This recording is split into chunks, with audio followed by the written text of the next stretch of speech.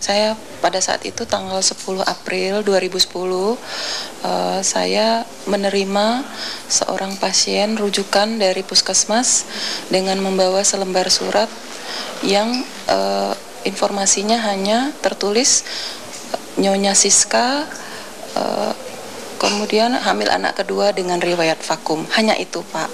Kemudian setelah saya melakukan pemeriksaan, ternyata ibu ini sudah pecah ketuban dengan bukaan 2 cm, tetapi kondisi ibu baik, tekanan darah juga baik. Jadi kondisinya itu saat itu memungkinkan untuk persalinan normal. Jadi saya melakukan observasi pengamatan untuk dilakukan persalinan normal dengan setiap saat kita memeriksa tekanan darah, bunyi jantung bayi, kemudian kekuatan mengedan ibu, dan melakukan pemeriksaan dalam. Semua progresnya baik, Pak. Sampai pukul 6 sore sesuai grafik, kami punya patokan grafik, namanya partograf. Pada saat itu pembukaan ibu sudah lengkap, tetapi kepala bayi masih tinggi. Sehingga saya menganjurkan ibu untuk miring kiri dengan harapan kepala bayi mau turun. Saya tunggu kurang lebih setengah jam, kepala bayi tidak turun-turun, tetap tinggi. Sehingga saya mengambil kesimpulan si ibu tidak bisa lahir secara normal. Jadi diputuskan untuk dilakukan operasi seksio sesarea. Kemudian saya melapor kepada dosen penanggung jawab.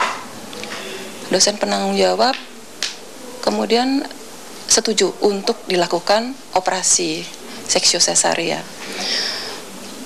Saya menugaskan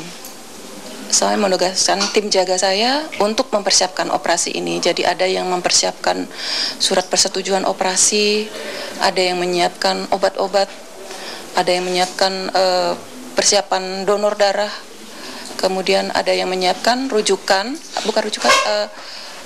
surat konsul untuk bagian pembiusan dan bagian anak.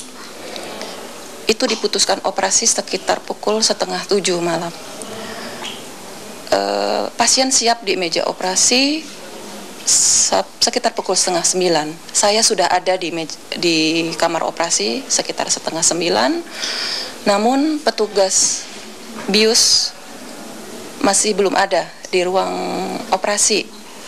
Beliau baru datang sekitar pukul 9. Nah, setelah dilakukan pembiusan oleh petugas bius dalam kondisi bius umum, bius total, Pak. Saya mulai melakukan operasi. Pada irisan pertama, darah yang keluar adalah berwarna kehitaman.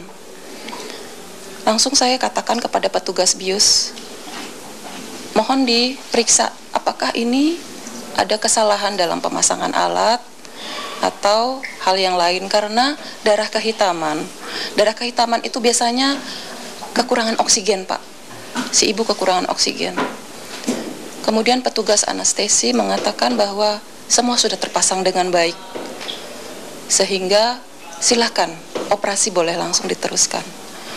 Jadi saya putuskan untuk lanjutkan operasinya, Pak, karena masih ada bayi yang masih hidup di dalam.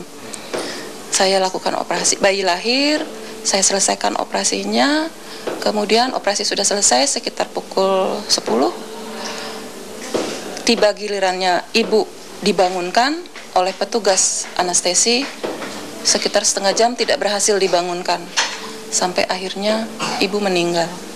Jadi kami masuk sebagai peserta program pendidikan dokter spesialis sudah memenuhi persyaratan-persyaratan, Pak. Antara lain surat tanda registrasi dan persyaratan-persyaratan lainnya. Untuk surat izin praktek itu adalah kewajiban institusi yang menyiapkannya. Kami program pendidikan itu ada tahap-tahapannya, Pak. Jadi kalau tahap awal mungkin untuk tahap persalinan normal, tahap kedua, begitupun sampai tahap akhir. Jadi kalau sampai tahap akhir itu kami sudah dapat melakukan operasi secara mandiri, jadi tanpa pendampingan.